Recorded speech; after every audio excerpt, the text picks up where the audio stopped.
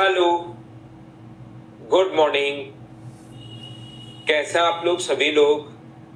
क्या अच्छे हैं, बढ़िया हैं, एकदम शानदार हैं। तो चलिए फिर शुरुआत करते हैं हम लोग आज की क्लास।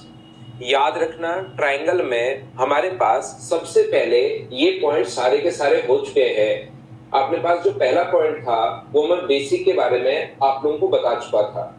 सबसे पहले हमारे पास जो पॉइंट मैंने आप लोगों को पढ़ाए थे, हम लोगों ने बेसिक कॉन्सेप्ट सबसे पहले समझा था। ध्यान से समझने की कोशिश करना। मैं भी ठीक हूं भाई, बिल्कुल ठीक हूं, आपको पढ़ाने के लिए आ गया हूं। दूसरा पॉइंट जो मैंने पढ़ाया था वो मैंने पढ़ाया था इन सेंटर के बारे में। तीसरा पॉइंट जो था वो अपने पास सेंट्रोइड के बारे में था। चौथा जो पॉइंट अपने पास था वो अपने पास था सर्कमसेंटर या ऑर्थोसेंटर, पहले लिख लेते हैं। पांचवा पॉइंट सर्कमसेंटर था। छठा जो पॉइंट था वो अपने पास कुछ मिसलेनियस जो चीजें थी वो मैंने आप लोगों को इसमें बताई थी। 7 नंबर हम लोग कॉन्ग्रुएंसी पढ़ चुके हैं और 8 नंबर हम लोग सिमिलरिटी पढ़ चुके हैं। ये यहां तक के पॉइंट मैं आप लोगों को अच्छे से, ढंग से, बढ़िया तरीके से समझा चुका हूं। हाँ और ना बोलिए, क्या आप लोगों को याद है क्या? यहां पर अपने पास 2 पॉइंट अपने पास बच गए हैं, 9 नंबर पॉइंट और 10 नंबर पॉइंट। 9 नंबर पॉइंट में है अपने पास मास पॉइंट ज्योमेट्री, या अपने पास कुछ सीवीएन मान लो, और 10 नंबर पॉइंट है वो है एमपीजी, मास पॉइंट ज्योमेट्री। ये 2 पॉइंट अपने पास अभी तक बचे हुए हैं। याद रखना, ये जो 2 पॉइंट हैं ये अपने नॉर्मली जो एग्जाम्स हैं उसमें आपको देखने को नहीं मिलते। सीवीएन और एमपीजी आपकी जो अपनी जो बुक्स हैं, जो हमारी इंडियन बुक्स हैं, उसमें दोनों चीजें हैं नहीं। तो इसके क्वेश्चन कभी भी आप लोग किसी भी एग्जाम में सीवीएन कोई नाम नहीं देखोगे, याद रखना। लेकिन इन चीजों को, क्योंकि हम लोग थोड़ा सा एग्जाम में कभी इनसे रिलेटेड जो क्वेश्चन है वो जब आप लोग टेस्ट सीरीज वगैरह देते हो तो अपने सामने आ जाता है, तो इन दोनों को मैं पहले अच्छे से, ढंग से, बढ़िया तरीके से आपको समझाता हूं। ठीक है? सबसे आते हैं सुराज, सर्किल से भी आता है। सर्किल नेक्स्ट पॉइंट अपना सर्किल ही होगा। इनके पहले मैं आज ये 2 पॉइंट आपके थोड़े से क्लियर करवाता हूं कि क्या होता है एमपीजी, सीवीएन क्या होता है। ये अपने सिलेबस में तो नहीं है, लेकिन क्योंकि टेस्ट सीरीज वगैरह आप लोग देते हो तो कभी कभार ये दोनों पॉइंट लिखे हुए दिख जाते हैं, या कुछ क्वेश्चंस ऐसे होते हैं जो दूसरे तरीके से भी सोल्व हो सकते हैं, लेकिन इनसे सोल्व करोगे तो जल्दी सोल्व होता है। इसलिए ये चीजें आप लोगों को सीखने की तो जरूरी है, याद रखना। ट्रायंगल इतना ही है, तिरुभुवन पांडे। उसके बाद हम लोग सर्किल पढ़ेंगे।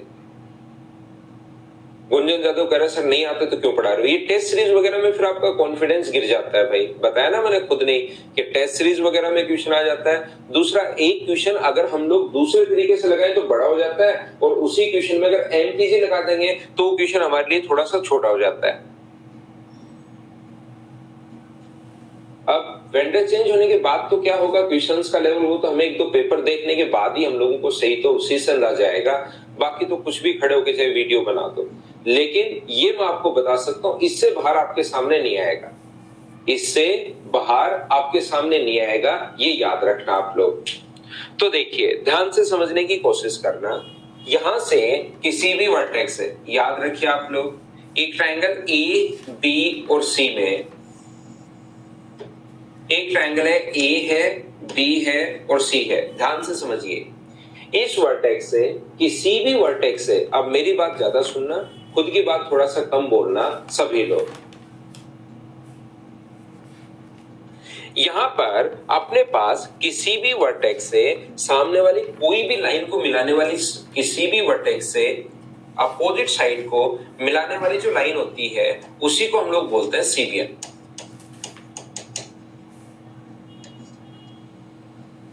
वर्टेक्स से सामने किसी भी पॉइंट को, ध्यान से समझिए, यहां पर हम लोग क्या बोलते हैं, जब हम लोग एसएससी या इसमें सीडीएस में जब पेपर आता है तो हमारे सामने ऐसे लिखा हुआ मिलेगा, डी कोई पॉइंट है बीसी पर, और डी इसको 7:2 के रेशियो में डिवाइड करता है, 7:2 में डिवाइड करता है। ये अपने सामने लैंग्वेज ऐसे आती है, जबकि रियल में अपने पास ऐसे होगा जैसे अपने हम लोग सीवियन किसी वर्टेक्स से सामने वाले साइड के किसी भी पॉइंट को मिलने वाली लाइन। आपको लगेगा क्या सर 7:2 में बांटने वाली लाइन ही सीवियन होती है? नहीं, कहीं पर भी मिलने वाली जो लाइन होती है उस चीज को हम लोग जो कहीं पर भी मिल सकती है 7:2, मिड पॉइंट भी मिल सकती है, यहाँ पर अपने पास 90 डिग्री का कोण भी बना सकते हैं 1:5 में। किसी वर्टेक्स से सामने, एक वर्टेक्स से सामने वाले साइड के किसी भी पॉइंट को मिलने वाली लाइन को हम लोग सीवियन बोलते हैं। ये चीज आप लोग याद रखना, इसको आप लोग ध्यान रखना सभी लोग। मैं आपको फिर समझाता हूं, किसी भी वर्टेक्स से, यहाँ पर इस वर्टेक्स से सामने वाले साइड के किसी भी पॉइंट को मिलने वाली जो लाइन होती है वो अपने पास वर्टेक्स से सामने वाले साइड पर कहीं पर भी जाकर मिले, उससे कोई फर्क नहीं पड़ता, उसको हम लोग बोलेंगे सीवियन। जबकि एसएससी आपने सीडीएस या रेलवे में सीवियन नाम नहीं आगे कहेगा। डी एक पॉइंट है बीसी पर और उसको 5:2 में या 7:2 में या 3:1 में डिवाइड करता है, ध्यान रखना। अब मैं आपसे पूछ रहा हूं, क्या आप लोग मुझे बताइए मीडियन भी एक टाइप की सीवियन होगी क्या? ये बताओ।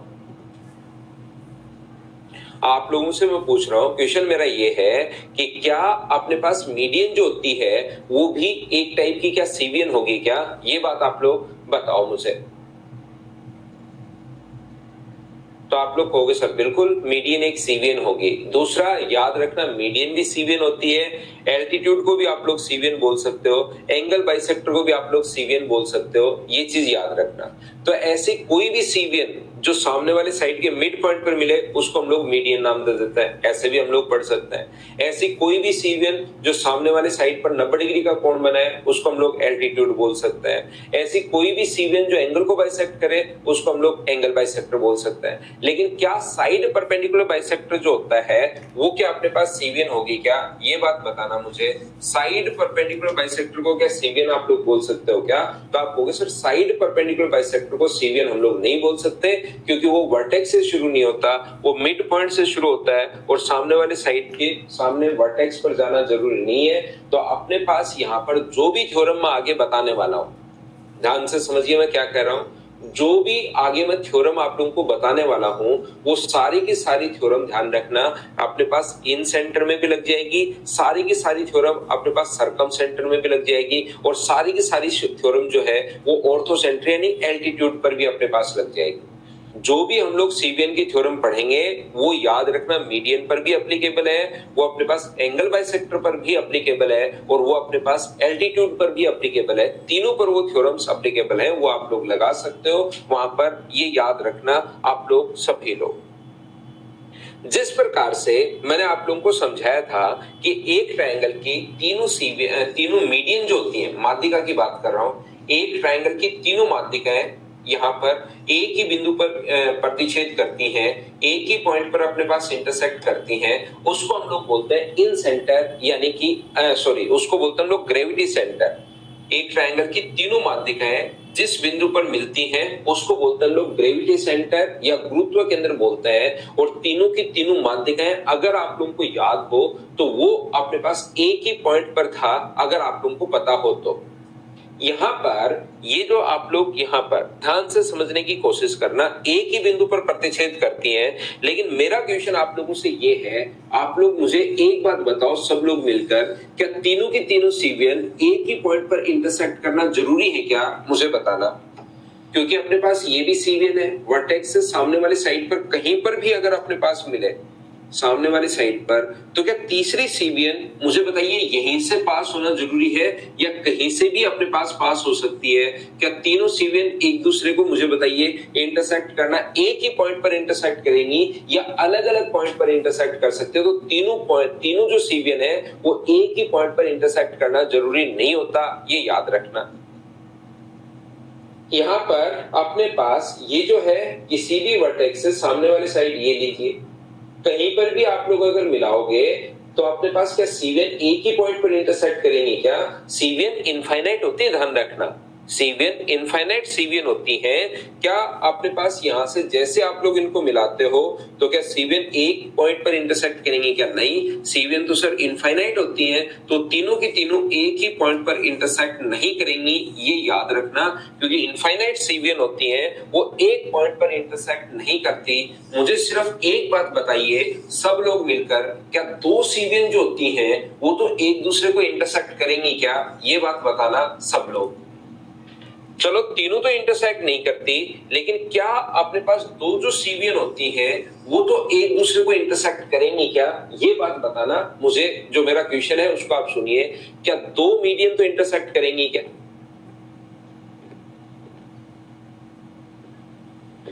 क्या अपने पास दो जो मीडियन होंगे वो तो क्या एक दूसरे को इंटरसेक्ट करेंगी या नहीं करेंगी? ये बात बताओ मुझे। तो आप लोग कहोगे बिल्कुल सर, दो मीडियन जो होंगे वो तो एक दूसरे को इंटरसेक्ट करेंगे ही करेंगे, इसमें तो कोई सोचने वाली बात है नहीं।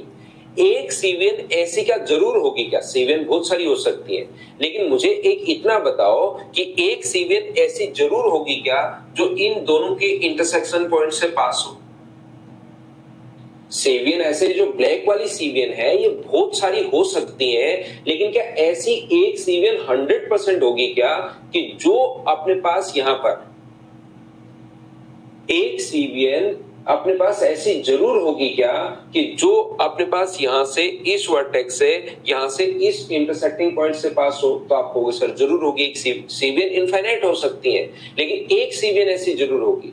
तो हम लोग ध्यान से समझना, सबसे पहले उन सीवियन को पढ़ते हैं जो सीवियन तीनों की तीनों एक ही जगह पे इंटरसेक्ट करें। तीनों सीवियन एक जगह इंटरसेक्ट करना जरूरी नहीं है। यहां पर दो सीवियन अपने पास ब्लैक और ग्रीन वाली है तो तीसरी यहीं से पास हो ऐसा कोई जरूरी नहीं है, लेकिन पास हो भी तो सकती है। पास होना जरूरी नहीं है, पास नहीं भी हो सकती, अलग अलग हो सकती है। सीवियन कितनी भी हो सकती है, ये लो ये पास होना जरूरी थोड़ा ना, ये भी है सीवियन, ये भी है सीवियन, ये भी है सीवियन और ये भी है सीवियन। ऐसे तो अपने पास सीवियन पास होना जरूरी नहीं है, लेकिन एक सीवियन जरूर पास होगी। तो हम लोग उन सीवियंस को पढ़ते हैं जो तीनों एक ही जगह इंटरसेक्ट करें। अगर एक ही जगह इंटरसेक्ट नहीं करेंगी तब तो कितने पॉइंट आप लोग पढ़ोगे? ये वाला पॉइंट पढ़ोगे, ये वाला पॉइंट पढ़ोगे, ये पॉइंट पढ़ोगे, ये पॉइंट पढ़ोगे, ये पॉइंट पढ़ोगे, ये पॉइंट पढ़ोगे, ये पॉइंट पढ़ोगे। देखो कितने पॉइंट्स अपने पास हैं। अगर एक ही जगह इंटरसेक्ट नहीं करती तो उन पॉइंट्स को फिर पढ़ने की जरूरत नहीं होती, क्योंकि कितने पॉइंट्स आप लोग पढ़ोगे तो इनफाइनाइट पॉइंट अपने पास बनेंगे। और इनफाइनाइट पॉइंट अगर आप लोग पढ़ते हो तो फिर पॉइंट्स खत्म नहीं होंगे, जिंदगी खत्म हो जाएगी हमारी, लेकिन पॉइंट कभी भी खत्म नहीं होंगे, याद रखना। और जब अपने पास फिर तो अगले जन्म में भी ऐसा ही होगा, सीवियन सीवियन ही हमें पैदा होना पड़ेगा, क्योंकि तब तक हमारे जिंदगी खत्म होने तक लास्ट तक सीवियन के तो पॉइंट तो खत्म ही नहीं हो रहे। तो इसलिए अगले जन्म में आप लोग सीवियन सीवियन करते पैदा नहीं हो, उससे पहले ही इसलिए अपने पास उन पॉइंट्स को हम लोग पढ़ते हैं जो अपने पास क्या हो, एक ही पॉइंट पर अगर इंटरसेक्ट करें, उन पॉइंट्स को हम लोग पढ़ेंगे। ये चीज आप लोग ध्यान रखना, ये आप लोग याद रखना। कौन सी सीवियन पढ़ते हैं, उन ऐसा जरूरी नहीं कि एक ही जगह इंटरसेक्ट करें, उस सीवियन को हम लोग पढ़ते हैं जो अपने पास एक ही जगह पर इंटरसेक्ट करें, एक ही पॉइंट पर इंटरसेक्ट करें। ये चीज आप लोग ध्यान रखिए, ये आप लोग याद रखिए। ए, बी और सी, इस वर्टेक्स से सामने वाले किसी भी साइड को मिलाने वाली जो लाइन होगी वो अपने पास होती है सीवियन। किसी भी पॉइंट हो सकता है, इससे किसी भी पॉइंट को मिलाने वाली लाइन होगी सीवियन, और यहां से किसी भी पॉइंट को मिलाने वाली जो लाइन होगी वो अपने पास होती है सीवियन। और ये जिस पॉइंट पर इंटरसेक्ट करते हैं, ये एक ही पॉइंट पर इंटरसेक्ट करती हैं। वो पॉइंट को अगर मैं नाम दूं ओ, तो याद रखना इन सीवियंस को हम लोग पढ़ते हैं, ये याद रखना।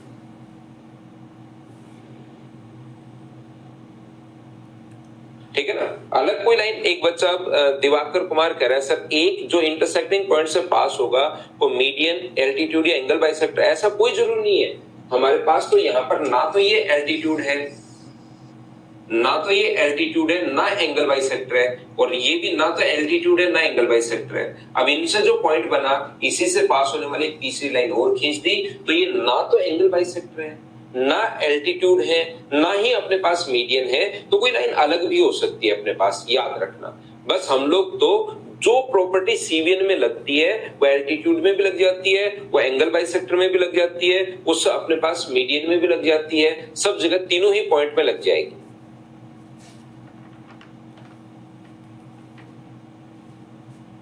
उस पॉइंट को इंटरसेक्टिंग पॉइंट बोलते हैं, ओ नाम दे दिया, इसका कोई स्पेशल नाम नहीं है गोविंद दास बापू।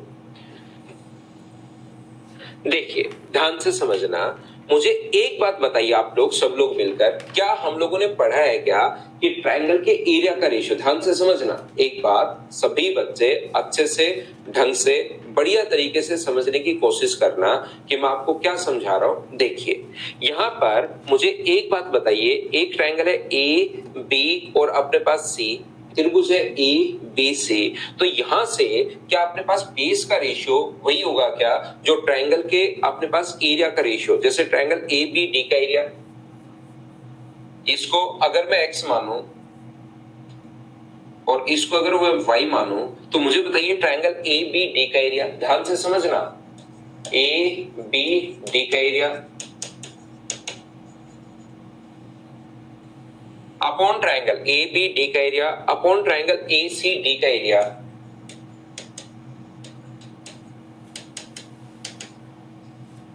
क्या अपने पास यहां पर x अपॉन वाई होगा? बोलिए बिल्कुल ठीक है क्या? हाँ और ना बताओ। एरिया का रेशियो मीडियन पढ़ाते टाइम मैंने बताया था, एरिया का रेशियो हमेशा वही होता है जो बेस का रेशियो है। क्या आप लोगों को ये चीज याद है क्या? बताओ मुझे। त्रिभुवन पांडे, मैं आप कह रहे हो कि सर स्लो पढ़ाओ, अभी तक कोई भी चीज आपको लिखने की नहीं थी भाई। अभी तो मैंने आपको सीवीएन के अंदर पहुंचाया कि सीवीएन होती क्या है, कौन सी चीज हम लोग पढ़ते हैं। अब हम लोग शुरुआत कर रहे हैं सीवीएन को पढ़ने की रियल में। तो पहले तो मैंने सिर्फ उसको समझाया कि भाई ये सीवीएन होती है।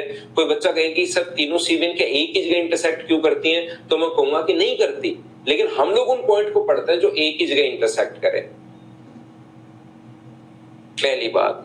दूसरी बात, मुझे बताइए सेम ट्रायंगल बी और डी का एरिया,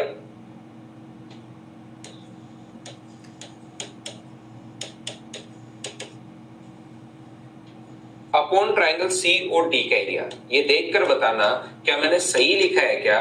कोई भी एक ही ट्रायंगल में दो ट्रायंगल बना दिए जाएं, ये ट्रायंगल था बी ओ सी, इसमें दो ट्रायंगल बना दिए जाएं, तो एरिया का जो रेशियो होगा वो भी अपने पास x अपॉन वाई होगा। बोलिए बिल्कुल ठीक है क्या? हाँ और ना बताओ। क्या ये बात दोनों मैंने कहां से कैसे और क्यों लिख दी, एक एक स्टेप में आपसे पूछता रहता हूं, उसके बाद ही मैं आगे बढ़ूंगा। क्या ये बात सब लोग समझ पाए हो क्या? बताओ मुझे।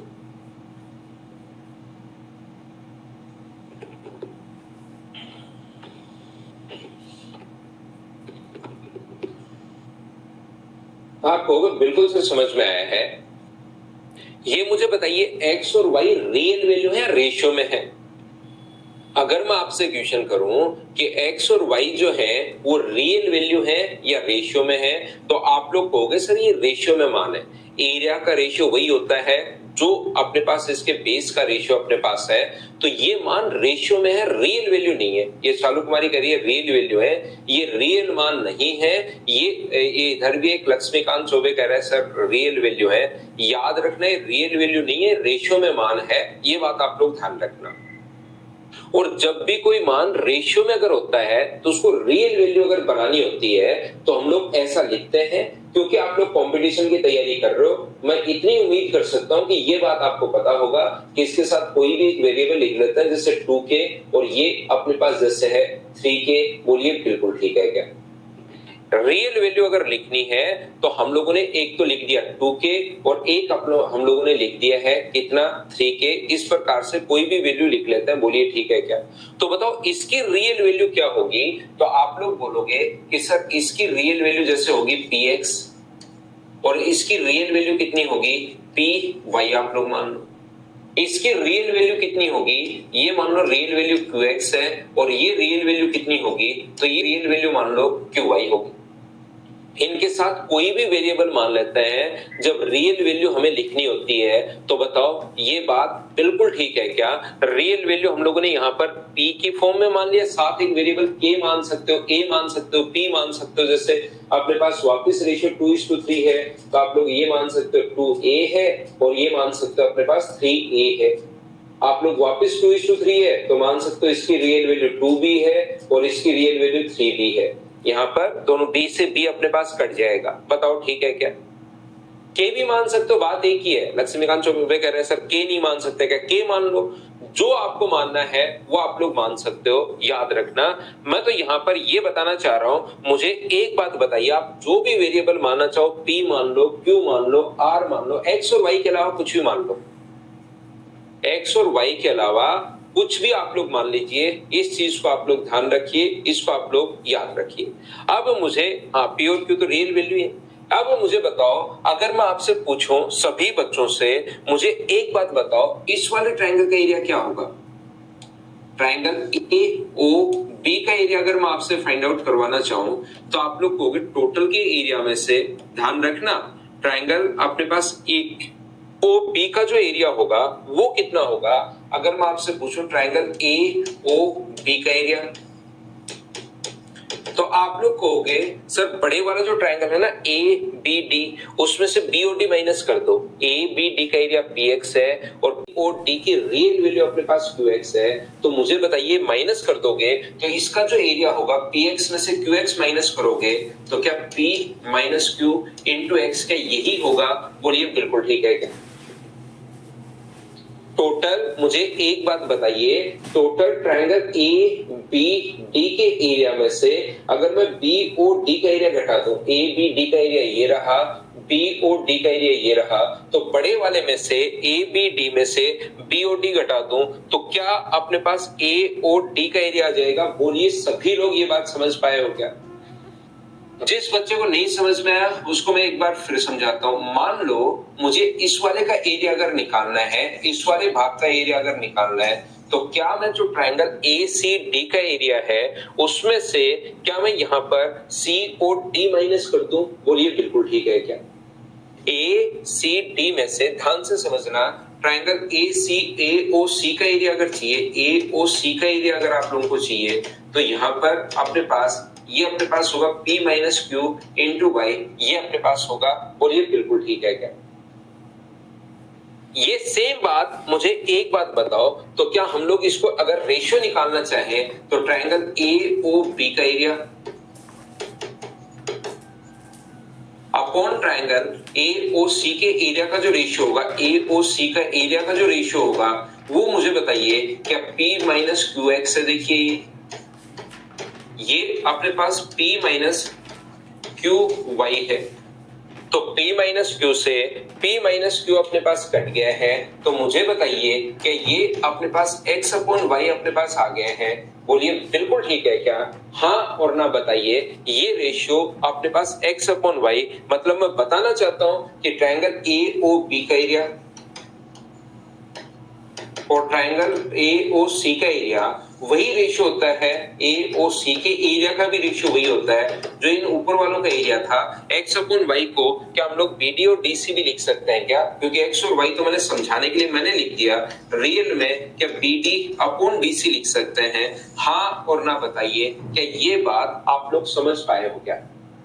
मैं आपको बताना चाहता हूं ए ओ बी का यहां से इस पेज से सिर्फ और सिर्फ मुझे इतना आपको समझाना है कि ए ओ बी का area, triangle A O B का एरिया और ट्रायंगल ए ओ सी के एरिया का रेशियो भी BD अपॉन BC ही अपने पास होगा। ये चीज आप लोग ध्यान रखना, इसको आप लोग याद रखना।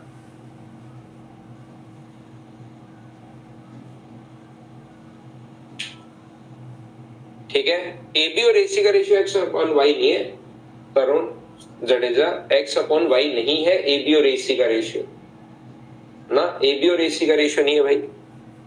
देखिए मैं आपको फिर बताता हूं, वो तो फिर एंगल बाइसेक्टर हो गया, यहां हम लोग एंगल बाइसेक्टर थोड़ा ना पढ़ रहे हैं। फिर से एक बात समझने की कोशिश करो, प्रत्येक बच्चा ये बात समझना, आप लोग यहां से एक ट्रायंगल A B और C है, यहां पर इस वर्टेक्स से सामने वाले साइड के किसी भी वर्टेक्स को मिलाने वाली लाइन को हम लोग बोलते हैं सीवियन। यहां से किसी भी वर्टेक्स से सामने वाले साइड के किसी एक वर्टेक्स से सामने वाले साइड के किसी भी पॉइंट को मिलाने वाली लाइन सीवियन है, और यहां से इन दोनों से जो पास हो, मतलब तीनों सीवियन जहां पर इंटरसेक्ट करें उस पॉइंट को अगर मैं O नाम दूं तो हमेशा याद रखना 2 पॉइंट आपको मैं यहां से याद करवाऊंगा, ये दोनों चीजें आपको रखनी है, पहला और दूसरा। एक चीज याद रखना आप लोग, ट्रायंगल AOB का एरिया, ट्रायंगल AOB का एरिया, मैं पूरा नहीं लिख रहा हूं, सिर्फ इतना ही लिख रहा हूं, ट्रायंगल AOB का एरिया अपॉन ट्रायंगल AOC का एरिया वही होगा जो ट्रायंगल BOD का area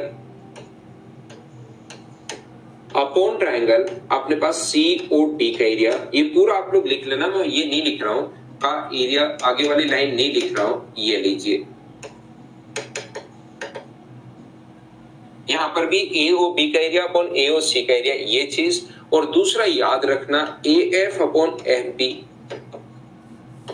into AF upon FB into BD upon अपने पास DC इंटू अपने पास CE अपॉन अपने पास EA बराबर अपने पास कितना होगा?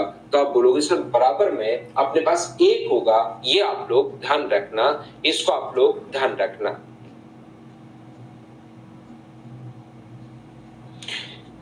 यहां पर बड़े वाले को यूज इसलिए नहीं किया क्योंकि हमें तो रेशियो बनाना है। यहां पर मैं एक बार फिर समझाता हूं, ध्यान से समझना।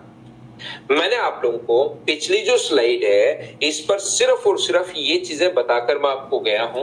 देखिए ABD का एरिया, एक चीज आप लोगों को याद होनी चाहिए, प्रत्येक बच्चे को एक बात, एक चीज पता होनी चाहिए प्रत्येक स्टूडेंट को कि एरिया का रेशियो वही होता है जो बेस का रेशियो होता है। तो ABD का एरिया और ACD का एरिया x अपॉन y लिख दिया मैंने, वैसे BD अपॉन DC है। फिर BOC ट्रायंगल में BOD का एरिया और COD का एरिया भी x अपॉन y लिख दिया। और फिर ये रेड वाला और ग्रीन वाले पार्ट को भी मैंने प्रूव किया कि यही रेशियो होगा, x अपॉन y का ही रेशियो होगा। ये बात मैंने प्रूव करने की कोशिश की। यहां पर ये जो है मैं आपको एक फिर समझाता हूं, फिर बताने की कोशिश करता हूं। देखिए आप लोग ध्यान से समझना, हम लोग क्या समझ रहे हैं। देखिए क्या पिछले बोर्ड इस पर स्क्रीन पर हम लोगों ने क्या लिखा था पिछले पेज पर, मैंने आपको सिर्फ और सिर्फ ये समझाने की कोशिश की। सबसे पहले पहला पॉइंट मैंने बताया ट्रायंगल ABD का एरिया, ये आपको एरिया का रेशियो ABD का एरिया अपॉन ट्रायंगल अपने पास CBD का ACD का एरिया, ये अपने पास एरिया का रेशियो वही होता है जो इसका बेस का रेशियो हो, BD अपॉन DC। ये लीजिए, ये चीज मैंने सबसे पहले आपको बताई। दूसरा पॉइंट इसमें मैंने यही आप लोगों को बताया कि ट्रायंगल एरिया का रेशियो BOC ट्रायंगल में भी सेम लिख सकते हैं, ट्रायंगल BOD का एरिया, BOD का एरिया अपॉन ट्रायंगल अपने पास यहाँ पर COD का एरिया। ये बात मैंने पिछले क्या मैंने आपको पहले से आपको पता होगा, मतलब एक ही ट्रायंगल में 2 ट्रायंगल बना दिए जाए तो एरिया का रेशियो हमेशा वही होता है जो बेस का रेशियो। तीसरा पॉइंट, इन दोनों को मिलाकर आज हमने एक पॉइंट बनाया। ये 2 पॉइंट तो आपको पहले से ही याद है, इन तीनों को मिलाकर ये अपने पास दोनों को मिलाकर तीसरा पॉइंट ये बनाया कि AOD का एरिया, AOB का एरिया अपॉन ट्रायंगल अपने पास यहाँ पर AOC का एरिया, AOC का एरिया भी अपने पास वही होगा जो अपने पास BD अपॉन DC है। हाँ और ना बताइए, पिछले पेज पर ये 3 चीजें हम लोगों ने लिखी, क्या आप लोग सभी लोग ये बात समझ पाए हो क्या?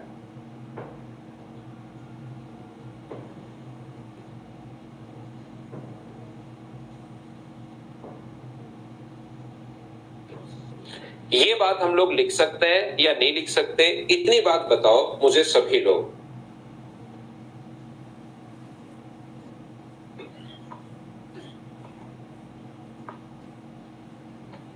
तो आप लोग कहोगे बिल्कुल सर ये हम लोग लिख सकते हैं। उम्मीद है ये बात सभी को समझ में आई होगी। अब यहां से मुझे बताओ क्या इन दोनों को हम लोग बराबर रख सकते हैं क्या?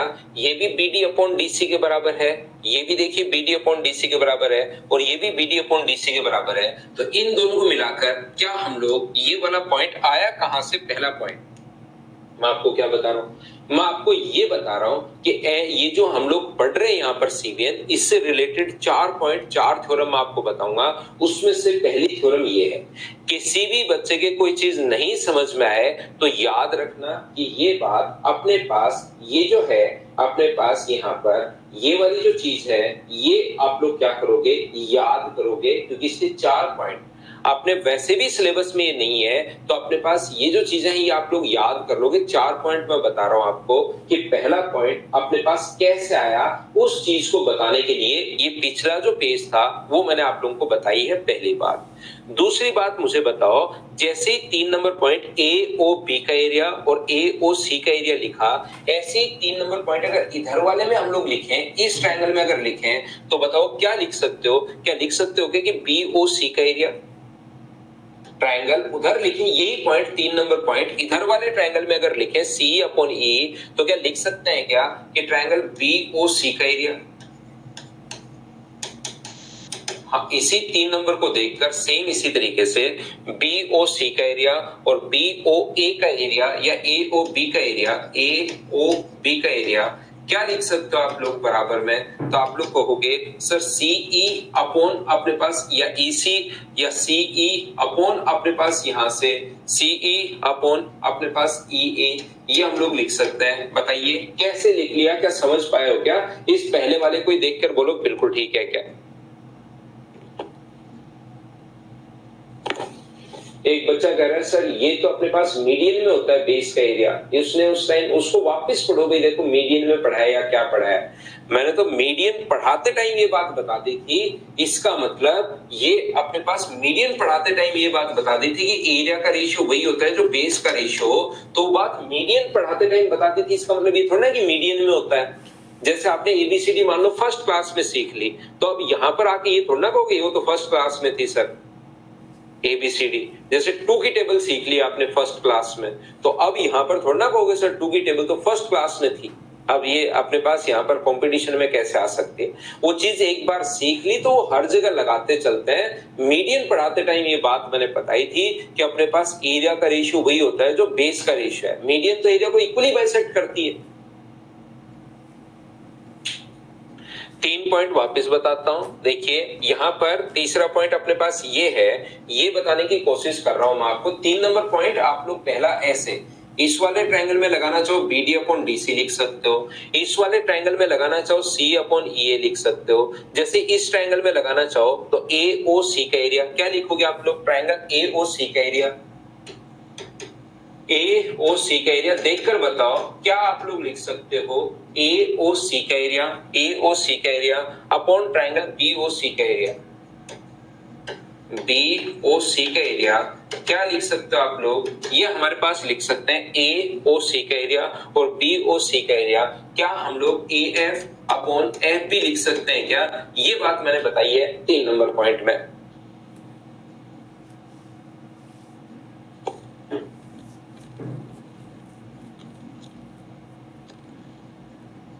ये 3 नंबर पॉइंट में वो ट्रायंगल पर पहले तो इन दोनों को मिलाकर लिख सकते हैं 3 नंबर पॉइंट। कैसे लिख सकते हैं वो थोड़ी देर पहले हम लोगों ने देखा, और फिर इसी को देखकर सिमेट्री से ये तीनों की तीनों चीजें हम लोगों ने लिख दी।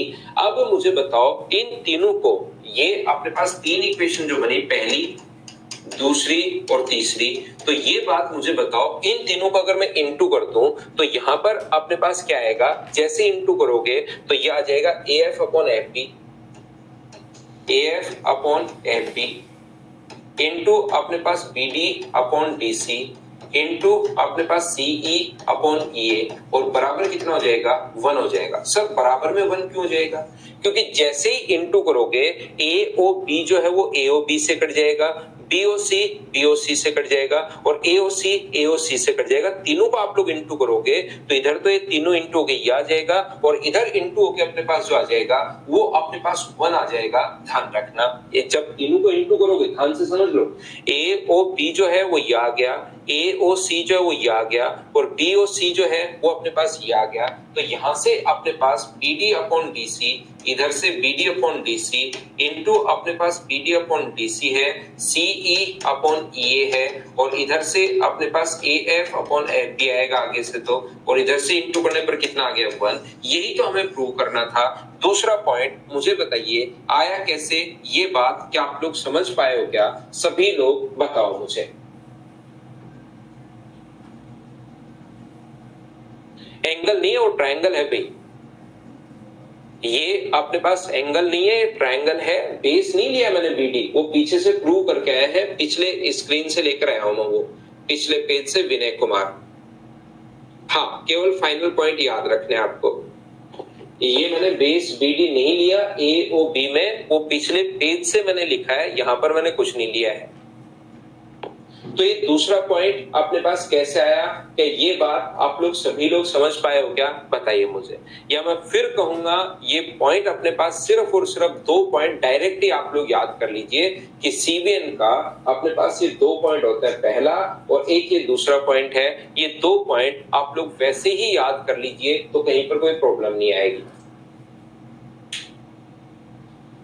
इसमें टोटल अपने पास 4 पॉइंट है, टोटल 4 पॉइंट है, 3 पॉइंट 2 पॉइंट अपने पास ये है, और याद रखना एक अपने पास यहां पर एक ट्रायंगल है AD और C, ध्यान से समझिए। एक ट्रायंगल जो अपने पास है वो है AB और C, यहां से इस वर्टेक्स से सामने वाले साइड के किसी भी पॉइंट को मिलाने वाली लाइन, ध्यान रखना ये मीडियन नहीं है। CVN की जो प्रॉपर्टी हम लोग लिख रहे हैं वो मीडियन, एंगल बाइसेक्टर, एल्टीट्यूड तीनों में लग जाएंगी, लेकिन ये हमारे पास मीडियन नहीं पढ़ रहे हम लोग। यहां से अपने पास इस वर्टेक्स से मिलाने वाली लाइन CVN है, किसी भी पॉइंट को हम लोग मिला रहे हैं, और इधर से अगर किसी भी पॉइंट को मिलाएं तो ये अपने पास जिस पॉइंट पर इंटरसेक्ट करें उसको हम लोग और अगर नाम दें तो ये अपने पास D है, ये अपने पास E है और ये अपने पास F है। ध्यान रखना आप लोग, एक चीज जो आप लोगों को याद रखनी चाहिए, प्रत्येक बच्चे को ध्यान से समझने की कोशिश करना, जहां से ये जो नीचे वाला जो भाग होता है इसको हम लोग बोलते हैं, यहां से अपने पास किसको बोलते हैं। तीसरा पॉइंट नहीं समझ में आया तो उसको याद कर लो राम बाबू, पहला तरीका। दूसरा तरीका, उस चीज को शुरुआत में मैंने समझाया तो 2-3 बार आप देखने की कोशिश करो तो धीरे धीरे आपको समझ में आ जाएगा। यहां पर अपने पास ध्यान से समझने की कोशिश करना, एक चीज जिसको हम लोग बोलते हैं लोअर पार्ट, और ये ऊपर वाला भाग होता है अपर पार्ट। साइड की तरफ बोलते हैं लोअर पार्ट, इधर बोलते हैं अपर पार्ट, इधर साइड बोलते हैं, इधर लोअर और अपर पार्ट। हमको ट्रायंगल AOC एंड BOC के एरिया का रेशियो बोल रहे हैं, AOC और BOC के एरिया का रेशियो बोल रहे हैं, लेकिन वो आया कहां से? विनय शायद आपने लेट ज्वाइन किया भाई, तो लेट ज्वाइन करके आप दूसरे बच्चों को और डिस्टर्ब कर रहे हो। आपको लग रहा है कि पहला पेज ही ये है, AOB और AOC बोल रहे हैं। ये पिछले से हमने प्रूव किया है, मैंने ये नहीं कहा कि एरिया का एक तो अलग पॉइंट होता है, बेस का एरिया का रेशियो हमेशा वही होता है जो बेस का रेशियो होता है, उससे तो 2 पॉइंट लिखे, और इन दोनों पॉइंट को पिछले पेज पर मिलाकर तीसरा पॉइंट हमने खुद ने बनाया है। वो कैसे बनाया? आप लेट हो गए, अचानक आपको चीजें दिखनी शुरू हो गई, तो देखो उन दोनों को हमने मिक्स कैसे किया है।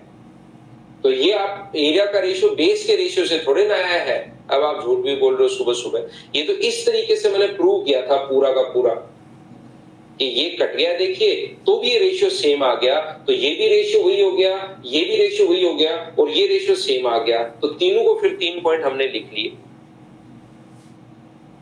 नहीं समझ में कोई बात नहीं, क्योंकि ये सिलेबस में अपने पास है नहीं, तो अगर प्रूव आपको समझना है तो भी कोई दिक्कत नहीं है, नहीं समझना तो उनको आप लोग छोड़िए। आप तो सिर्फ इतना याद रखिए, पॉइंट नंबर 3 और 4 ये याद रखिए बस, कि अपने पास यहाँ पर होता क्या है, टोटल 4 पॉइंट है। होता क्या है अपने पास CVN में, याद रखना कि अपने पास ये जो है अपने पास लोअर पार्ट जिसको हम लोग बोलते हैं OD upon total part AD, यहाँ पर lower part OE upon total part OE upon अपने पास BE, यहाँ पर लोअर पार्ट OF अपॉन अपने पास यहाँ पर कितना होगा CF। इनका जो सम होता है वो हमेशा 1 होता है।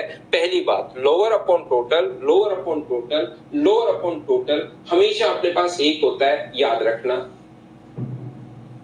दूसरा आप लोग ध्यान रखना इस चीज को कि total upon AO upon AD, BO upon BE, upper upon total और lower upon total, CO upon CF, इनका सम कितना होता है? 2 होता है। 3 नंबर और 4 नंबर पॉइंट ये याद रखना है। पहला और दूसरा पॉइंट अपने पास ये था। C1 से रिलेटेड ये 4 पॉइंट है जो आप लोगों को याद कर लेने हैं कि AOB का एरिया, AOB अपॉन AOC का एरिया वही है, का एरिया वही है जो ट्रायंगल BOC अपॉन BOD है। यहां पर BO अपने पास, यहां पर D, BOD upon triangle COD है। ये अपॉन दूसरा पॉइंट ये है AF upon FD into BD upon अपने पास AC इंटू अपने पास CE अपॉन अपने पास EA बराबर अपने पास 1 है। ये 4 पॉइंट आप लोगों को याद करने हैं CBN से रिलेटेड। बोलिए बिल्कुल ठीक है क्या?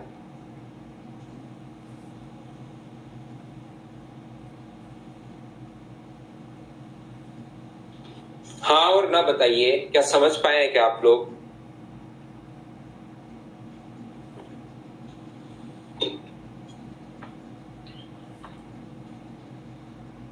सीक्वेंस से रिलेटेड ये जो 4 पॉइंट हैं ये आप लोग लिख लीजिए, इसको आप लोग याद करना। सीवीएन की हिंदी भी सीवीएन ही होती है भाई।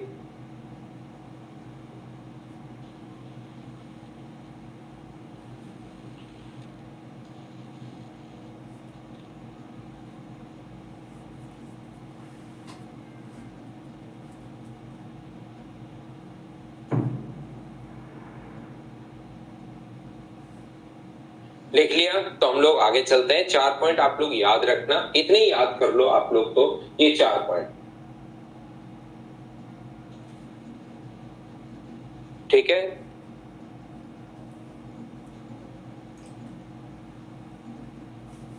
AF अपॉन FP वाला नहीं है विनय, इसको आप लोग इनटू कीजिए, पहले दूसरे और तीसरे को, अपने आप ये रिजल्ट आएगा। जो 3 रिजल्ट हम लोगों ने निकाले थे सिमेट्री से जो लिखे थे उसको इनटू कर लो, यही अपने पास आएगा।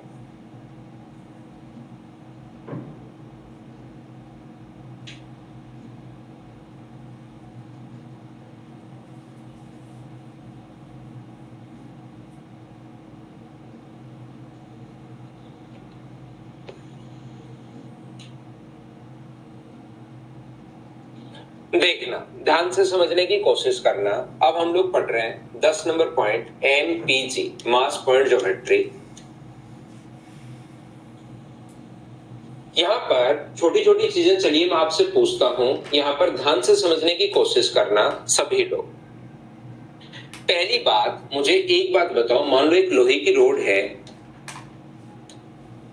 जिसकी लंबाई मान लीजिए अपने पास 8 सेंटीमीटर है, तो अगर एक पॉइंट है यहां पर जिस पर मुझे इसको बैलेंस करना है, ये भी 4 सेंटीमीटर लंबाई और ये भी 4 सेंटीमीटर है, तो अब मुझे एक बात बताना, ये लोहे की जो रोड है वो A की तरफ गिरेगी, B की तरफ गिरेगी या बैलेंस रहेगी, ये बात बताना मुझे सभी लोग।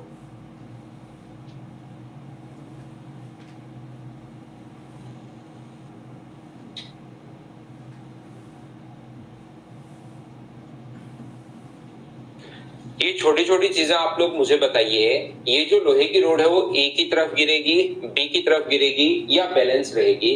तो आप लोग कहोगे सर ना A की तरफ गिरेगी ना B की तरफ गिरेगी, ये तो बैलेंस रहेगी। ये चीजें आप लोगों को पता होंगी, छोटी छोटी चीजें। मैं आपको से फिर पूछता हूं, ये जो अपने पास है यहां पर मुझे बताइए, ये A पॉइंट है, ये B पॉइंट है। अब की बार यहां से ये अपने पास 1 सेंटीमीटर है और ये इधर वाला 7 सेंटीमीटर है, तो अब बताओ 1 और 7 अगर है तो A की तरफ गिरेगी या B की तरफ गिरेगी या बैलेंस रहेगी? इस पॉइंट पर बताओ मुझे।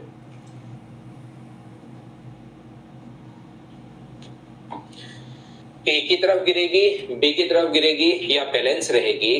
तो आप लोग, इतनी बात आप लोगों को दिमाग को ही अपने को पता है कि ये अपने पास कोई भी, हम लोग कुछ भी नहीं सीख रहे हैं, लेकिन फिर भी हमें पता है कि B की तरफ गिरेगी, ये अपने पास कॉमन सेंस है। कुछ बच्चे तो एक ही तरफ बता रहे हैं भाई। एक बार आप ऐसे इसको बैलेंस करके देखना, एक तरफ लंबाई ज्यादा छोड़ना और एक तरफ कम छोड़ना और फिर किधर गिरेगी, इतनी चीजें तो मतलब दिमाग में ही होनी चाहिए अपने पास। यहाँ पर कोई बच्चा करे एक ही तरफ गिर जाएगी ऐसे ऐसे, ये लंबाई कम भी है, ऐसे तो क्या करते हो भाई।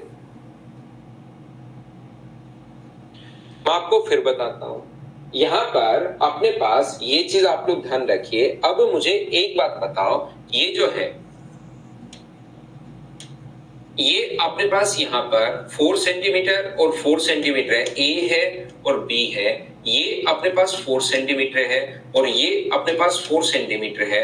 बिल्कुल आप कहोगे सर बैलेंस रहेगी, लेकिन मैं आपसे बोलता हूं कि इधर अगर आपने कोई भी वेट लगा दिया 3 केजी, तो बताइए कि अपने पास ये ए की तरफ गिरेगी या बी की तरफ। अगर इधर आपने 3 केजी वेट लगा दिया है, 4 और 4 तो बराबर है, इधर 3 केजी वेट अगर आपने लगा दिया है, अब बताओ किस तरफ गिरेगी ये।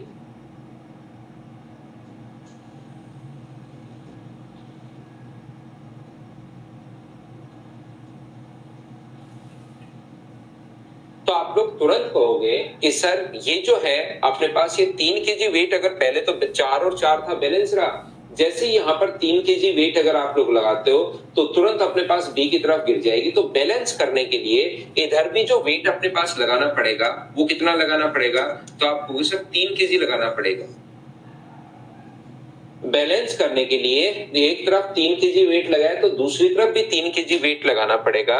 मैं आपसे क्या समझाने की कोशिश कर रहा हूं, मैं आपको ये बताने की कोशिश कर रहा हूं कि क्या अपने पास कभी भी मान लीजिए ये अपने पास यहाँ पर जो है 1 सेंटीमीटर है और ये अपने पास 7 सेंटीमीटर है, तो यहां से अपने पास ये वेट अगर 1 केजी लगा दिया आपने, मान लो पहले तो बी की तरफ गिरेगी गिरेगी वैसे ही पता है, और फिर भी अगर आपने बी की तरफ 1 केजी वेट और लगा दिया, तो क्या इसको हमें बैलेंस करने के लिए ए पर जो वेट है वो 1 केजी से काम चलेगा क्या, आपकी बार बताओ।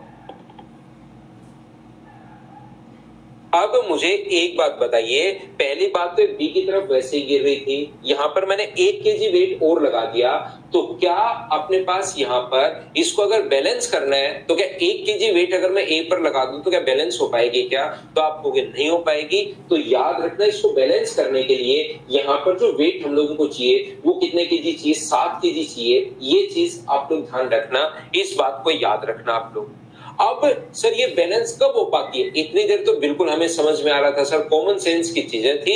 यहाँ पर अपने पास दोनों तरफ बराबर बराबर है तो बैलेंस हो जाएगी, बराबर बराबर नहीं है बैलेंस नहीं हो पाएगी। बराबर बराबर है लेकिन वेट जैसे ही 3 केजी हुआ तो इधर भी सर 3 केजी, बराबर बराबर नहीं है, इधर वेट 1 केजी है तो इधर अचानक से 7 केजी आ गया। अब ये चीजें थोड़ी सी समझ में आना कम शुरू हो जाती है, इतनी देर तो कॉमन चीजें थी एकदम आसान। तो ये बैलेंस कब कब हो पाती है, इसके पीछे अब साइंस आती है। याद रखना, ये बैलेंस ओनली और ओनली तब हो पाएगी क्योंकि यहाँ पर तो मान लो आपने 1 केजी लगा दिया और यहाँ पर मान लो अपने पास 1:7 था। थोड़ी देर बाद मैं यहाँ पर रेशियो बनाता हूँ कि रेशियो 2:3 है। अब मैं कहूंगा कि मुझे एक बात बताइए, यहाँ पर वेट अगर 4 केजी लगा दूं तो इधर वेट कितना लगाना पड़ेगा, ये बात बताओ। ऐसे क्वेश्चन मैं पूछूंगा बैलेंस करने के लिए। तो याद रखना आप लोग सभी लोग कि जब भी अपने पास यहां से यहां तक ये मान लो अपने पास लेंथ जो है वो अपने पास L1 है, ये लेंथ अगर अपने पास L2 है, तो ये अगर M1 है और ये अपने पास M2 है, तो ये बात हमेशा याद रखना, ये बैलेंस तब हो पाएगा जब M1 into L1 इन दोनों का प्रोडक्ट और इन दोनों का जो प्रोडक्ट होगा वो अपने पास बराबर होगा। M1 L1 बराबर होगा M2 L2 के, M1 into L1 बराबर होगा M2 into L2 के। ये चीज आप लोग याद रखो, इन दोनों का जो गुणनफल है इन दोनों के गुणनफल से इक्वल होना चाहिए, ये बात आप लोग याद रखना, इसको आप लोग ध्यान रखना, तभी बैलेंस हो पाएगी। यानी कि M1 upon M2 M1 upon M2 बराबर क्या अपने पास L2 upon L1 हो गया क्या, मतलब लेंथ का रेशियो मास के रेशियो से हमेशा अपोजिट होता है, गुणनफल दोनों का बराबर होना चाहिए। ये आप लोग याद रखिए, इस चीज को आप लोग ध्यान रखिए। तो यहाँ पर बैलेंस करने के लिए कितना वेट चाहिए, तो इन दोनों का गुणनफल अगर 8 है तो इन दोनों का मल्टीप्लीकेशन प्रोडक्ट 8 बनाने के लिए क्या यहाँ पर 8/3 लिख दूं क्या, ताकि 3 से 3 कट के 8 बन जाए। ये बात आप लोग ध्यान रखना, इस चीज को आप लोग याद रखना। यहाँ पर ये चीज इन दोनों का प्रोडक्ट और इन दोनों का प्रोडक्ट बराबर होना चाहिए। जब आप लोग कोऑर्डिनेट ज्योमेट्री पढ़ोगे तब भी आप लोग याद करोगे mx2 होता है nx1 होता है, उल्टा हम लोग into करते हैं। तो यहाँ पर भी आप लोगों को ध्यान रखना है कि m1 into l1 बराबर होगा m2 into l2 के, इन दोनों का गुणनफल इन दोनों के गुणनफल के बराबर होता है। और m1 upon m2 बराबर रेशियो की अगर बात करें तो l2 upon l1 आ गया है।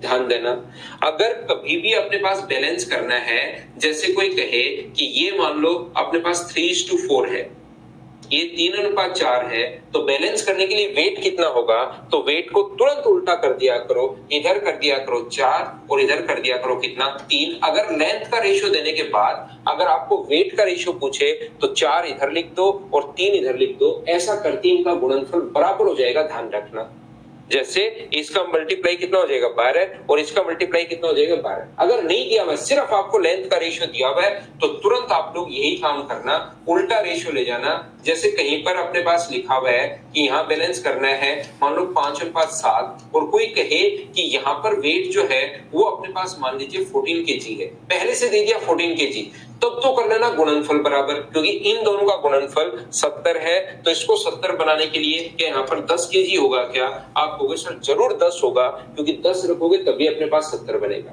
या मान लो वेट दिया हुआ है ही नहीं, ओनली अपने पास लेंथ का रेशियो आ गया है, तो लेंथ का रेशियो आने के बाद वेट का रेशियो पूछे तो उल्टा कर दिया करो, इधर और इधर, क्योंकि m1 upon n2 उल्टा होता है, l1 upon l2 नहीं होता, l2 upon l1 होता है, ये याद रखना। मैं आपको क्या बताना चाह रहा हूं, मैं आपको ये बताना चाह रहा हूं, मान लो कभी भी सिर्फ और सिर्फ ये दिया हुआ है कि इधर जो वेट है वो अपने पास 5 है और इधर वेट अपने पास 3 है, तो लेंथ का रेशियो बताओ, और ऊपर लेंथ कोई सी भी एक नहीं दी हुई, एक देता तब तो गुणनफल हम लोग बराबर कर देते हैं। मास पॉइंट ज्योमेट्री है एमपीजी का मतलब। यहां पर मैं आपको बताने की कोशिश ये कर रहा हूं, ध्यान से समझना। मान लो अपने पास यहां से एक नहीं, लेंथ दी भी नहीं है, अब लेंथ का रेशियो अगर पूछ ले तो वेट आने के बाद लेंथ उल्टा, टाइम बचाने के लिए। बाकी आप लोग टाइम पूरा, अगर आपको लगता है पूरा टाइम लगाओ तो पहले इसको L1 मान लो, इसको L2 मान लो, और L1 into 5 बराबर L2 into 3 ये पूरा लिख लो, या टाइम बचाने के लिए और फिर उन दोनों को बराबर कर लो, या टाइम बचाने के लिए सीधा कर सकते हो 3 इधर और 5 इधर। अगर लेंथ का रेशियो दे दे तो हमारे पास यहाँ पर मास का रेशियो हम लोग निकाल सकते हैं, और मास का रेशियो दे दे तो लेंथ का रेशियो उल्टा होता है, तुरंत हम लोग उल्टा लिख सकते हैं। लेकिन कभी कभार दोनों में से अगर एक दे दिया तो फिर इन दोनों का गुणनफल और इन दोनों का गुणनफल बराबर होता है, इनका जो प्रोडक्ट होता है, इनका मल्टीप्लिकेशन जो होता है वो इक्वल होता है। ये बात मैं समझाने की कोशिश कर रहा हूं, हाँ और ना बताइए कि आप लोग समझ पाए हो क्या। और एक चीज ध्यान रखना, जहां पर वस्तु बैलेंस होती है, जहां पर बैलेंस होती है वहां का जो वेट होगा वो अपने पास टोटल होता है 3 और 3, यहाँ पर ऐड करके लिखते हैं 6 kg, 1 और 7 यहाँ पर कितना लिखते हैं 8 kg, 4 और 8/3, 12 और 8 ये दोनों को ऐड करोगे तो 20/3 kg। यहाँ पर अपने पास जो वेट होता है वो m1 प्लस m2, यहाँ पर जो वेट होगा 4 और 3 7, यहाँ पर जो वेट होगा वो अपने पास 8, यहाँ पर जो वेट होगा दोनों को ऐड करके लिखते हैं। ये चीज आप लोग याद रखना, और ये बिल्कुल ठीक है क्या, हाँ और ना बताइए।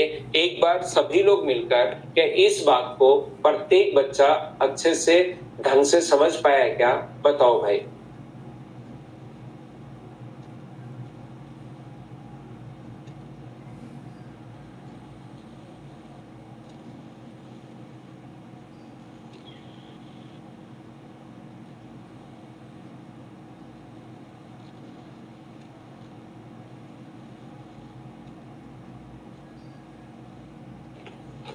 इसमें दो ही चीजें आप लोगों को याद रखनी है, प्रत्येक बच्चे को इनका प्रोडक्ट इक्वल होता है, पहली बात इनका प्रोडक्ट इक्वल होता है, ये चीज याद रखनी है लिखना चाहो तो।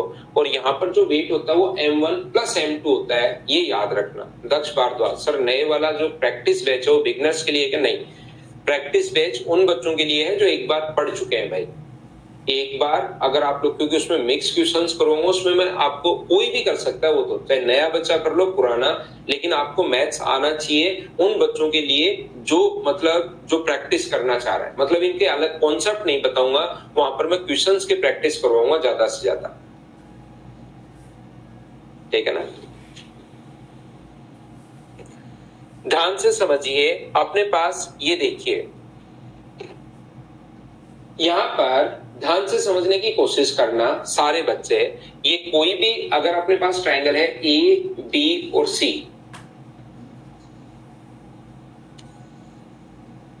ए है, बी है और अपने पास यहां पर सी है, यहां से अपने पास इस वर्ड सीवियन, एमटीजी पढ़ा रहा हूं, कहीं से भी अगर दो सीवियन हमें दी हुई हो, एक अपने पास ए डी दिया हुआ है और दूसरा अपने पास बी ई दिया हुआ है, एक ए डी है और दूसरा अपने पास बी ई है, ये ट्रायंगल है ए बी और सी।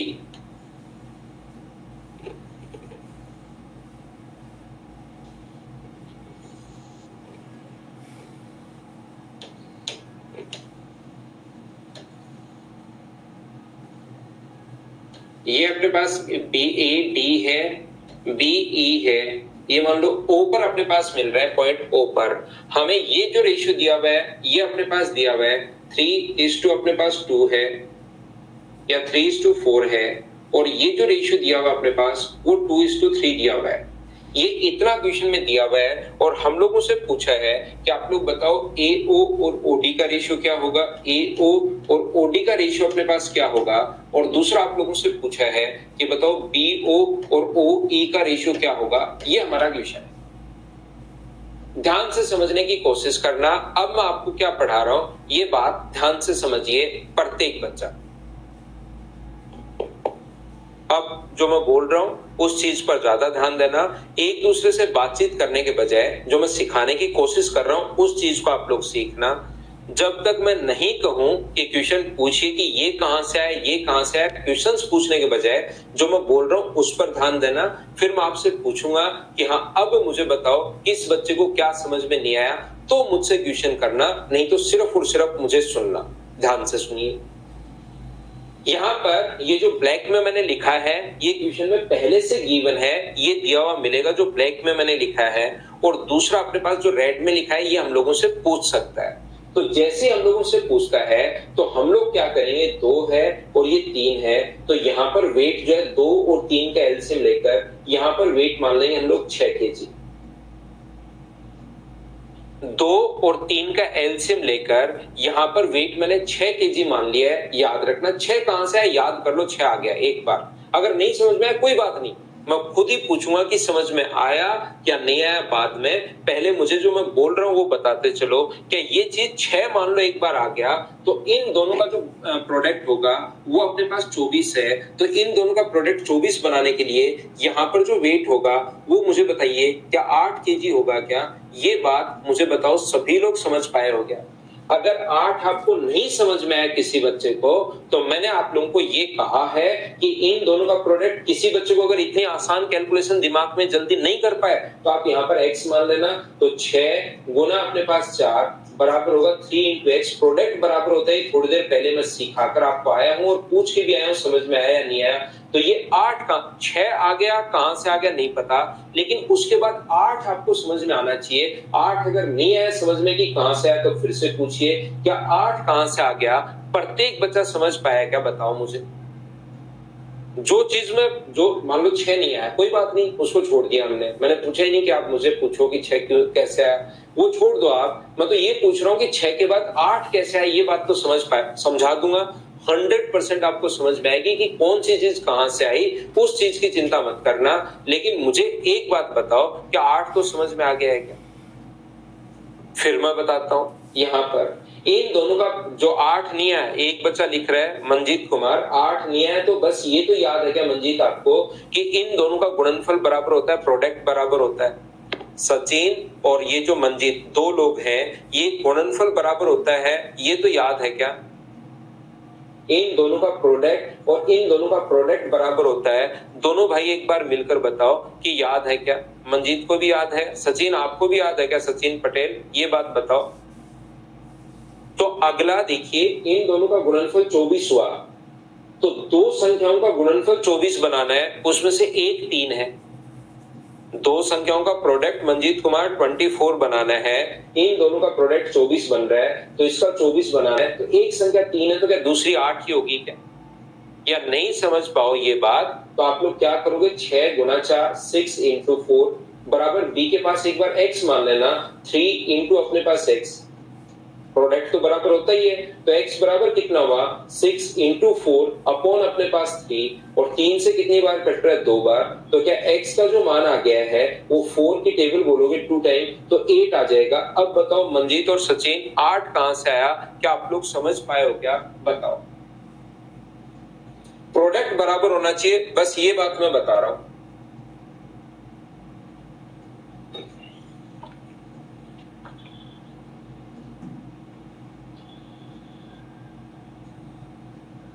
शिवानी कह रही है सर प्रोडक्ट 12 भी तो बन सकता है ना। 6 गुना 4 12 होता है, या 6 गुना 4 12 क्यों, 13 लिख लो शिवानी आप, या 6 गुना 4 27 लिख लो आप, कौन मना करेगा आपको। यहां पर मुझे एक बात बताओ, 6 इंटू 3 अपने पास यहां पर कितना आया है, तो आप कहोगे सर 18 आया है। 6 इंटू 3 अपने पास 18 आया है, तो मुझे बताओ इन दोनों का प्रोडक्ट भी 18 बनाने के लिए क्या इसकी वैल्यू यहां पर 9 kg होगी? बोलिए बिल्कुल ठीक है क्या? 6 इंटू 3 जो है वो अपने पास, इन दोनों का प्रोडक्ट अपने पास बराबर होना चाहिए, 6 इंटू 3 18, तो इन दोनों का प्रोडक्ट भी 18 बनाने के लिए एक संख्या 2 है, तो दूसरी 9 कैसे आई? क्या आप लोग सभी लोग समझ पाए हो क्या? तो आप बोलोगे बिल्कुल समझ में आया। यहां पर 9 क्या समझ में आ गया है क्या? ये मुझे बताओ, तो इन दोनों का जो सम अपने पास यहां पर ये जो होगा, इन दोनों का सम 6 और 8, यहां पर कितना आएगा 14, और इन दोनों का सम 6 और 9 यहां पर कितना आएगा, तो आप कहोगे सर 15 kg। अब मुझे एक बात बताइए, इनर जो समेशन होता है वो हमेशा सेम होता है, याद रखना। यहां पर 15 और 8 अगर जोड़ोगे इस पॉइंट पर O पर, 15 और 8 जोड़ोगे 23, और 9 और 14 जोड़ोगे तो 23। O पर दोनों तरफ से देख सकते हो, 9 को और 14 को जोड़ोगे तो अपने पास 23 है, 15 को और 8 को जोड़ोगे तो भी 23 है। ये अपने पास दोनों तरफ से 23 हमेशा सेम आएगा, दो कंडीशन छोड़कर। जो इनर समेशन होता है अंदर की तरफ जब जोड़ोगे तो हमेशा सेम आएगा, दो कंडीशन छोड़कर। पहली कंडीशन अपने पास यहां पर आपका क्वेश्चन गलत है, और दूसरी कंडीशन आपने खुद ने कोई गलती की है। इन दोनों को अगर छोड़ दिया जाए, या तो क्वेश्चन गलत है या आपने अगर गलती की है, इन दोनों को छोड़ दिया जाए तो हमेशा अपने पास सेम आएगा, ये बात आप लोग याद रखना। अब अगर आपको रेशियो निकालना है, ये देखिए क्वांटिटी अपने पास केजी में वेट आ गया है, तो एओ का रेशियो, क्या रेशियो के लिए उल्टा जाता है क्या? तो ये उधर जाएगा तो कितना होगा 14, और ये नीचे आएगा तो कितना होगा 9, तो रेशियो कितना बन गया 14:9। अगर आपको इसका रेशियो निकालना है तो बी से ओ तक जो आएगा वो अपने पास आएगा 15, और ये इधर जो जाएगा वो अपने पास आएगा 8। ये अपना आंसर आ गया। हाँ और ना बताइए, क्या बिल्कुल आप लोग 6 कहां से आए, ये तो यहां तक प्रॉब्लम है ही है, लेकिन उसके अलावा बताइए क्या ये बात आप लोग समझ पाए हैं क्या कि हम लोग उल्टा वेट कैसे लेंगे? अभी थोड़ी देर पहले मैंने बताया था, टाइम बचाने के लिए ऐसा करते हैं, बाकी आप लोग इसको L1 मान लो, इसको L2 मान लो, तो 9 इंटू L1 बराबर 14 इंटू L2, तो बाद में ले आओ L1 अपॉन L2 बराबर 14 बाई अपने पास 9, ये लीजिए यहां से 14:9 हो जाएगा। या टाइम बचाने के लिए मैंने कहा है, जब भी अपने पास ये आए 14 है तो 14 इधर ले जाओ, और अपने पास ऊपर 9 है तो 9 नीचे ले आओ। ये हम लोग उल्टा जाता है वेट, इस प्रकार से हम लोग याद कर लेते हैं, या प्रोडक्ट बराबर होता है उस चीज से आप लोग कर सकते हो। मैं वापस समझाता हूं, देखिए बाकी चीज तो सर सारी आपकी समझ में आई, हमें कहीं पर कोई प्रॉब्लम नहीं है, आपकी बस एक ही बात से हम लोगों को प्रॉब्लम है, और वो प्रॉब्लम ये है कि क्या हम लोगों ने यहाँ पर 6 कैसे ले आए। बाकी बिल्कुल ठीक है, लेकिन ये 6 वाली बात हमें समझ में नहीं आई। ये वाला अपने पास 2 है, 3 है और अपने पास ये 3 है और ये कितना है अपने पास 4 है। ध्यान से समझने की कोशिश करो सभी लोग। इनर समेशन नहीं समझ में आया, त्रिभुवन जोड़ना है, 15 को और 8 को ऐड करना है, तो 15 और 8 को ऐड करो तो देखो कितना आ रहा है O पर वेट, ये देख लो। ऐसे ही अपने पास ये जो है ये 9 को और 14 को जोड़ो तो ये अपने पास कितना आया, ये चीज आप लोग याद कर लीजिए। फिर से समझना, ये अपने पास 3 है तो यहां पर मुझे बताओ इसके 3 के कारण यहां पर अपने पास कितना होगा, तो आप बोलोगे इस 3 के कारण सर यहां पर 3 होगा, ये लो। जैसे थोड़ी देर पहले शिवानी कुमारी ने कहा कि सर यहां पर 3 हो तो क्या करें, ये 3 है तो इधर भी कितना मान लिया हम लोगों ने, 3 मान लिया। अब मुझे बताओ इन दोनों का प्रोडक्ट जो है क्या 12 होना चाहिए, क्या 12 होना चाहिए क्या? आप कहोगे बिल्कुल सर 12 होना चाहिए। तो यहाँ पर 12 बनाने के लिए ये अपने पास क्या 4 kg होगा क्या? आप कहोगे बिल्कुल सर 4 kg हो। इसको अगर 12 बनाना है तो बताओ कितने केजी होगा, तो आप बोलोगे सर 4 केजी होगा। इन दोनों का प्रोडक्ट मुझे बताइए कितना है, तो आप कहोगे इन दोनों का प्रोडक्ट सर 9 है।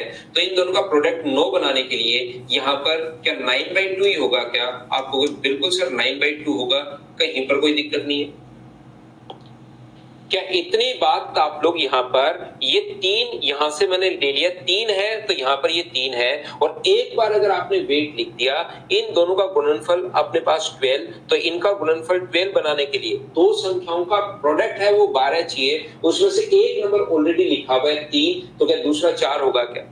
ऐसे ही चेक कर लेते हैं, इन दोनों का प्रोडक्ट 9 है तो इन दोनों का प्रोडक्ट 9 बनाने के लिए एक संख्या अगर 2 है और दोनों का गुणनफल अगर 9 हमें चाहिए तो दोनों को इंटू करो तो क्या 9 होगा? बोलिए बिल्कुल ठीक है क्या? अब यहां से मुझे बताइए यहां पर वेट कितना होता है, तो आप बोलोगे सर यहां पर 4 और 3 को ऐड करोगे तो यहां पर होगा 7 kg, और यहां पर इन दोनों को ऐड करोगे तो सर यहां पर कितना होगा, तो आप बोलोगे सर 15/2 होगा। ऐड करके देखना आप लोग 15/2 आएगा। अब इन दोनों को ऐड करो 15/2 को और 4/2 को ऐड करके देखो बीच वाली वैल्यू क्या आएगी, और इन दोनों को ऐड करके देखो 9/2 और 7 को ऐड करके देखो बीच में जो अंदर की तरफ जो सम है वो अपने पास दोनों तरफ से इक्वल आ रहा है या नहीं आ रहा है, चेक करके आपको देखना है। मैंने चेक कर लिया, दोनों तरफ से सेम अगर आ रहा है वो बस चेक ही करना है, बस वैसे ही चेक करना है, बीच वाला ऐसा होना जरूरी नहीं है, ये चीज आप लोग ध्यान रखना। तो आप लोग यहाँ पर मुझे एक बात बताओ AO कितना होगा, तो आप लोग AO और OD का रेशियो चाहिए, तो आप कहोगे सर A से O तक तो जाएगा 7 और इधर अपने पास कितना आएगा, इधर आएगा 9/2। तो रेशियो अगर निकालना है तो 2 से इंटू करोगे तो 14:9। और मुझे बताओ BO और OE का रेशियो निकालना है तो B से O की तरफ तो आएगा 15/2 और ये इधर अपने पास जाएगा 4, उल्टा जाता है 15/2 इधर 4। तो मुझे बताइए क्या 15:8 आ गया है, हाँ और ना बताइए क्या ये बात आप लोग समझ पाए हो क्या कि यहाँ पर आप लोग 3 भी ले सकते हो तो अपने पास आंसर सेम आएगा। यहां पर मैं आपको क्या समझाने की कोशिश कर रहा हूं, बस दो संख्याओं का प्रोडक्ट सेम होता है, ये चीज आप लोगों को, इन दोनों का प्रोडक्ट और इन दोनों का प्रोडक्ट बराबर होता है, ये एक चीज तो आपको याद रखनी ही पड़ेगी। वो याद नहीं रख पाओगे तो फिर चीजें मैं आपको नहीं समझा पाऊंगा। मैं फिर समझाता हूं, कहीं कोई दिक्कत नहीं है कि यहां पर अपने पास ये है सर A B और C, ध्यान से समझना, ये अपने पास AD है और ये अपने पास BE है। ये मान लो एक दूसरे को O पर मिले, ये दिया हुआ 2, ये दिया हुआ 3, ये दिया हुआ 3 और ये दिया हुआ 4। मान लो आप लोग यहाँ पर जो वेट है सर आपने 6 मान लिया, ठीक है, 3 के कारण 3 मान लिया, क्या मैं इस 2 के कारण अपने पास यहाँ पर 2 मान सकता हूँ? बिल्कुल मान सकते हो भाई, कौन मना करेगा आपको, 2 मान लो। और एक बार जो वेट अगर आपने मान लिया है तो उसके बाद उनका प्रोडक्ट सेम करते रहना। इन दोनों का गुणनफल कितना आया, तो आप कहोगे सर 8 आया। इनका प्रोडक्ट अगर 8 है तो क्या अपने पास इनका दोनों का गुणनफल 8 होगा? इसमें से एक संख्या 3 है और गुणनफल मुझे 8 चाहिए, तो क्या 8/3 होगा? बोलिए बिल्कुल ठीक है क्या? प्रोडक्ट सेम होगा, ये चीज आप लोगों को याद रखनी पड़ेगी। देखिए भाई मैं आपको कितनी बार बता चुका हूं, 8/3 कहां से आया, क्या समझ पाए हो क्या? इन दोनों का गुणनफल अगर 8 है तो इनका दो संख्याओं का गुणनफल 8 है, उसमें से एक 3 है, तो 3 × x = 8, तो x का मान 8/3। इन दोनों का प्रोडक्ट बताओ, तो आप कहोगे सर 3 गुना 2 6, तो ये अगर 6 है तो यहाँ पर 6 बनाने के लिए 2 है, तो क्या 3 केजी होगा क्या? आप कहोगे बिल्कुल होगा। तो 3 और 2 यहाँ पर कितना हुआ 5, और 2 और 8/3 को अगर आप लोग ऐड करते हो तो यहाँ पर तो वही टोटल ऐड करके लिखना है 5, और यहाँ पर 2 और 3 को अगर लिख रहे हो तो ये आ गया 14/3। अब बीच वाले का काम नहीं है, बीच वाले सिर्फ और सिर्फ हम लोग ऐड करके देख रहे हैं कि सेम है या नहीं है। तो इसको ऐड करोगे तो 23/3, और इसको भी ऐड करोगे 23/3, वो अपने पास सेम आना है। ऐड करके देखना चाहो तो देख लेना, नहीं तो आप लोग उस चीज को छोड़ देना। ध्यान रखना सभी लोग। तो बताओ यहाँ पर अपने पास कितना हुआ। तो अगर मैं आपसे पूछूं कि AO और OD का रेशियो अगर आपसे पूछना है तो 12/14/3, और 3 का मतलब क्या 14:9 आ जाएगा क्या? 3 आगे चला जाएगा। ऐसे ही BO और OE का रेशियो अगर आपको निकालना है तो 5 इधर और 8/3 इधर आ जाएगा। तो ये 15:8, ये लो, ये अपने पास आंसर आ जाएगा। यहाँ पर मैं आपको क्या समझाने की कोशिश कर रहा हूं, मैं प्रत्येक बच्चे को एक छोटी सी बात ये बताने की कोशिश कर रहा हूं कि यहाँ पर अपने पास ये जो है, ये अपने पास कोई भी ट्रायंगल है A, B और C। मैंने आपको पूरी छूट यहाँ पर D है, और ये अपने पास E है, और ये अपने पास O है। ये 2 दिया हुआ है, ये 3 दिया हुआ है, ये 3 दिया हुआ है, ये 4 दिया हुआ है। मान लीजिए आपको किसी बच्चे को लगता है कि सर बाकी चीजें छोड़िए, मेरा जो सबसे बढ़िया जो अंक है, शुभ अंक जिसको मैं मानता हूं, वो मेरा 12 है। तो आप लोग यहाँ पर 12 मान लो। ना 3, ना अपने पास 2 माना, ना 3 माना, ना 6 माना, मेरा शुभ अंक सर 12 है। कोई भी जो आपको मर्जी आए दिमाग से उठाइए नंबर। मेरा सर जन्मदिन 8 है, 8 मान लो, 3 है 3 मान लो, 4 है 4 मान लो, 7 है 7 मान लो। आंसर मुझे बताइए सेम आएगा या नहीं आएगा। यहाँ पर अपने पास इन दोनों का जो प्रोडक्ट होगा वो 48 बनाने के लिए क्या यहाँ पर 16 होगा क्या? बिल्कुल। इन दोनों का प्रोडक्ट 36 बनाने के लिए क्या यहाँ पर 18 होगा क्या? बिल्कुल 18 होगा सर। और इन दोनों को अगर आप लोग ऐड करोगे तो 12 और 16 अपने पास 28, ये लीजिए, और 18 और 12 को ऐड करोगे तो अपने पास 30। अंदर की तरफ जोड़ के देख लेना, चाहो तो 46, इससे भी 46 आ रहा है, करना चाहो कर लेना, नहीं करना चाहो जरूरत नहीं है। AO और OD का रेशियो 28 और 18, रेशियो अपने पास मुझे बताइए क्या 14:9 आ गया है क्या? और ऐसे BO और OE का जो रेशियो अपने पास आ गया है वो अपने पास 30 और 16 का जो रेशियो अपने पास होगा, 30 और 16 का रेशियो क्या 15:8 होना है क्या? आंसर अपने पास सेम आना है। तो चाहे आप लोग वहां पर 12 मान लो, चाहे आप लोग 3 मान लो, चाहे 4 मान लो, चाहे 6 मान लो। 6 मैंने क्यों माना, ये बात क्या आप लोग सभी लोग समझ पाए हो क्या? 6 मानने का थोड़ा सा मुझे फायदा क्या मिलता है कि 2 और 3, इसके कारण यहाँ पर वेट आता है। तो 2 और 3 का एलसीएम लेके मैं मान लेता हूं ताकि मैं इस फ्रैक्शन से बच जाऊं। बाकी आप लोग कुछ भी जो मर्जी है वो आप लोग मान सकते हो, आंसर आ जाएगा। एक बच्चा मुझसे क्वेश्चन करेगा कि सर अच्छा आज मुझे बात समझ में आई कि इस क्वेश्चन की शुरुआत सी से करनी है क्या? नहीं, सी से शुरुआत नहीं करनी। सी के लिए तो मैंने बताने के लिए, आपको समझाने के लिए चीजें मैंने आपको कही है। मैं आपको बताना चाहूंगा कि इसकी शुरुआत आप लोग जहां मर्जी है वहां से आप लोग कर सकते हो। जरूरी नहीं आप कहोगे सर ये सी को ही पकड़ के क्यों बैठे हो आप? यहाँ पर A D है, ये B अपने पास E है, और ये पॉइंट अगर अपने पास O है, ये दिया हुआ है 2 और 3, और ये दिया हुआ है अपने पास 3 और 4। एक काम करो आप लोग शुरुआत कर लो A से। तो A से अगर शुरुआत करोगे तो ये 3 है, तो ये भी कितना होगा 3। इसके कारण मैंने यहाँ पर 3 मान लिया। इन दोनों का प्रोडक्ट अगर 6 है तो इसका प्रोडक्ट 6 बनाने के लिए कि यहाँ पर 2 kg होगा क्या? आप कहोगे बिल्कुल। इनका प्रोडक्ट अगर 8 है तो इनका प्रोडक्ट 8 बनाने के लिए 3 है, तो क्या 8/3 होगा क्या? और देखते ही मुझे बताओ क्या क्वेश्चन ये वाला ही बन गया है क्या? ये वाला अपने आप बन गया है, आपने बनाने की कोशिश नहीं की। बताओ ठीक है क्या? कोई बच्चा कहेगा सर मैं तो B से शुरुआत करूंगा। एक स्टूडेंट कहेगा कि सर हम लोग तो क्या करेंगे, यहां से इस पॉइंट B से शुरुआत करेंगे। ये D, E और O है, यहां से मैं शुरुआत करूंगा। 2 और 3 दिया हुआ है, ये 3 और 4 दिया हुआ है, मतलब B से शुरुआत करूंगा। ये अपने पास यहाँ पर मानूंगा 4, इसके कारण उल्टा जाता ना वेट। तो 4 गुना 3 12, तो यहाँ पर क्या 3 होगा क्या? बिल्कुल होगा। इन दोनों का प्रोडक्ट अगर 9 है तो यहाँ पर 2 है, तो ये 9/2 बनाने के लिए क्या ये वाला ही खुद ही बन गया है क्या? बताओ बी पॉइंट।